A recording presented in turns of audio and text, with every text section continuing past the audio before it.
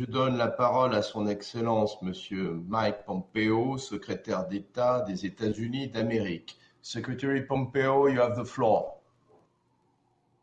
Thank you, Nikolai, and thanks for the couple words in English there. I appreciate that. Good morning, everyone. Good to see you, Secretary General. Rosemary, thank you for your comments this morning. I would like to say you made some comments about humanitarian assistance inside of Iran. The United States has tried to facilitate that in light of the COVID issues inside of Iran. Indeed, we offered our own American assistance to the Iranians, which was rejected by them.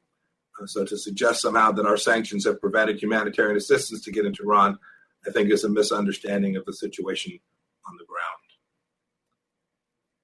Because of the flawed nuclear deal negotiated by the previous American administration, the arms embargo on the world's most heinous terrorist regime is scheduled to expire on October 18th, a mere 4 months from now. 4 months. This chamber has a choice: stand for international peace and security, as the United Nations founders intended, or let the arms embargo on the Islamic Republic of Iran expire, betraying the UN's mission and its finest ideals, which we have all pledged to uphold. If you fail to act, Iran will be free to purchase Russian-made fighter jets that can strike up to 3,000-kilometer radius, putting cities like Riyadh, New Delhi, Rome, and Warsaw in Iranian crosshairs. Iran will be free to upgrade and expand its fleet of submarines to further threaten international shipping and freedom of navigation in the Strait of Hormuz, the Persian Gulf, and the Arabian Sea. Iran will be free to purchase new and advanced technologies for its proxies and partners throughout the Middle East, including Hamas, Hezbollah, and the Houthis. Iran will hold a sword of Damocles over the economic stability of the Middle East, endangering nations like Russia and China that rely on stable energy prices. Iran will be free to become a rogue weapons dealer, supplying arms to fuel conflicts from Venezuela to Syria to the far reaches of Afghanistan. In November of last year, President Rouhani himself said, quote, "When the embargo is lifted next year, we can easily buy and sell weapons." End of quote. We should take him at his word. Iran is not a responsible democracy like Australia or India. We already know that Tehran will do, given the ability to buy more weaponry. Just consider the Secretary General's UNSCR 2231 report that we're discussing today. The report confirmed that weapons used to attack Saudi Arabia in September 2019 were of Iranian origin. The report has also confirmed the weapons interdicted off the coast of Yemen in November of 2019 and February of 2020 were of Iranian origin. Iran is already violating the arms embargo, even before its expiration date. Imagine if Iranian activity were sanctioned, authorized by this group, if the restrictions are lifted. And we don't need the Secretary General's report to see what else the regime is doing. In January, Iran launched an attack on the coalition forces in Iraq with its own advanced missiles. Iran, even as we sit here today, supplies Shia militia groups like Kataib Hezbollah, groups which have launched dozens of rocket attacks since the fall of last year against U.S. and coalition forces fighting the important continued campaign against Daesh. Iran unleashes ship mining attacks on commercial vessels in the Gulf of Oman, as it did in May and June of last year. Nearly all countries have arms. Mature nations use them for defensive purposes and to promote stability, but not the Islamic Republic of Iran. Don't just take it from me or from the United States. Listen to countries in the region, from Israel to the Gulf. Countries in the Middle East who are most exposed to Iran's predations are speaking with a single voice. Extend the arms embargo. This council has a responsibility to listen to them.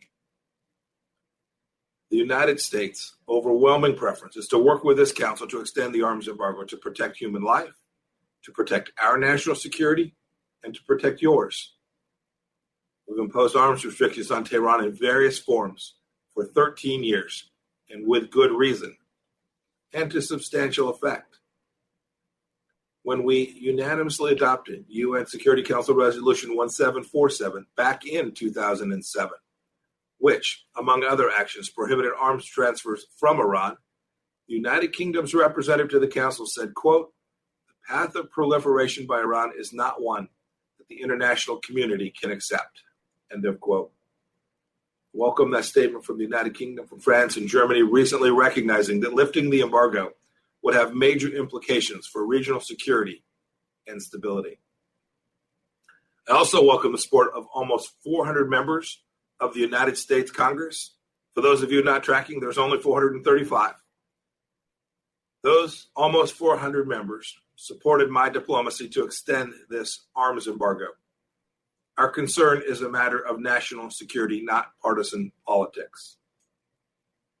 We saw from Iran's actions while implementing the JCPOA that the regime doesn't moderate when we lift sanctions or weaken accountability. In fact, it does just the opposite.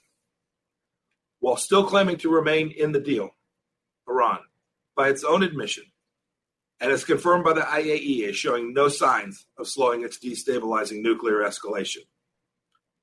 Iran is also accumulating dangerous knowledge. For example, late last year, Iran announced that its scientists were working on a new centrifuge, the IR-9, that would allow Tehran to enrich uranium up to 50 times faster than the IR-1 centrifuges allowed under the JCPOA. Even as Iran pursues research that could threaten its breakout time to a nuclear weapon, it's also denied IAEA inspections access to locations Iran is obligated to provide. This council cannot simply hope that Iran acts in good faith given its indisputable fact pattern. The council must hold Iran accountable, and we all have the chance to do so. I'll close with this. I'll close with an appeal to our greater purpose. Article 1 of the UN Charter says the purpose of the UN is to take effective collective measures for the prevention and removal of threats to peace. Consider the overwhelming evidence that I've detailed today. It's a fraction of the evidence available. If Iran isn't a threat to peace that demands a collective measure, I do not know what is. The Council must reject extortion diplomacy. President Rouhani recently declared, quote, "Iran will give a crushing response if the arms embargo on Tehran is extended," end of quote. Given the Iranian regime's history of resorting to terrorism and violence, perhaps we should take this threat seriously. Iran's foreign minister will speak today. I hope he'll tell us whom he intends to crush and how he will crush them. Renewing the embargo will exert more pressure on Tehran to start behaving like a normal nation. The world needs this to happen. The long-suffering Iranian people need this to happen. 75 years ago, the founders of the UN came together after the devastation of World War II to ensure that the world would never again have to face such horrors. Let's not shrink from the challenge before us simply because the path ahead seems hard. Let's uphold the mission of this body to address the threats to international peace and security that the Islamic Republic of Iran presents. And let's take real action in the name of this council by extending the arms embargo. Thank you all for allowing me to be here today. Je remercie Son Excellence, M. Pompeo, de sa déclaration et je donne maintenant la parole au représentant